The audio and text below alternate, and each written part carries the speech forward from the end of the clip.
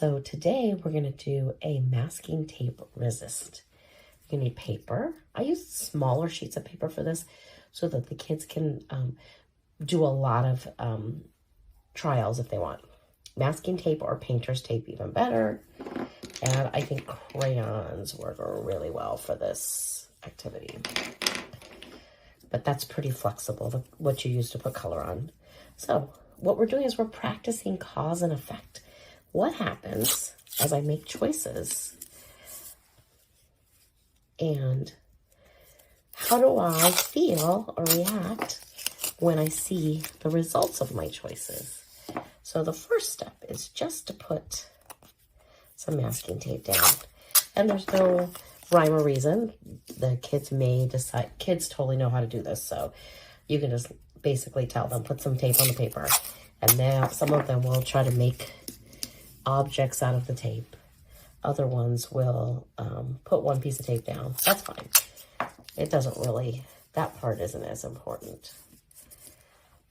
So, and then after they feel like they've got the tape down that they want, and one way you can modify this is you can pre-tear the tape and have that on the side of the desk for a kid.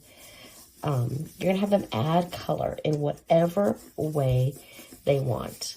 And I think this works best when you fill the paper up. You can do some scribbles.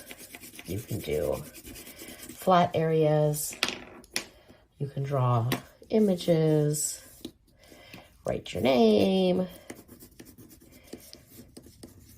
But the goal is to fill up the paper as much as you fill up the whole paper. All right, I've got a sample here. Here's one that I filled up. Now the fun part. So we're working on that SEL skill of decision making. So what we want kids to understand is that decisions for the most part are neutral. And if you make a decision that didn't quite work the way that you wanted it to, you can always go back and change it. You can make an adjustment.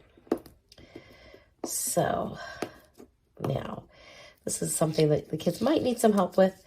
You're gonna have to work on going slow, but it's fun because they're gonna tear off the tape and then they're gonna see what ends up happening underneath. And part of the experience may be that something rips or they can't get the tape off. The whole time, tracking our feelings, tracking what feels like it's working, what's not working. That one's a little bit harder to get off. I might want to switch gears if I'm noticing I'm getting frustrated. I might decide to stop. I might say, okay, I've taken off all I want to take off. Maybe I want to leave those pieces on there. And then we're going to look at our final piece here. See if there's any surprises. See if there's anything that, as I look at this, do I want to add to it? Noticing I've got a really interesting shape here that I didn't know I had. So maybe I want to highlight that shape. Maybe I'm going to add some more design.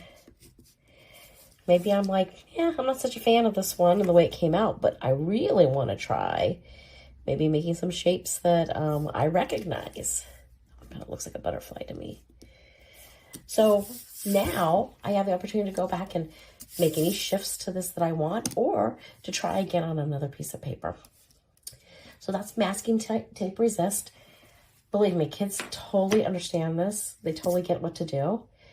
And the biggest thing you're going to do is allow room for them to explore, and then to help them get curious about their decisions and choices, and maybe make some decisions about what adjustments they might want to make when they try another one.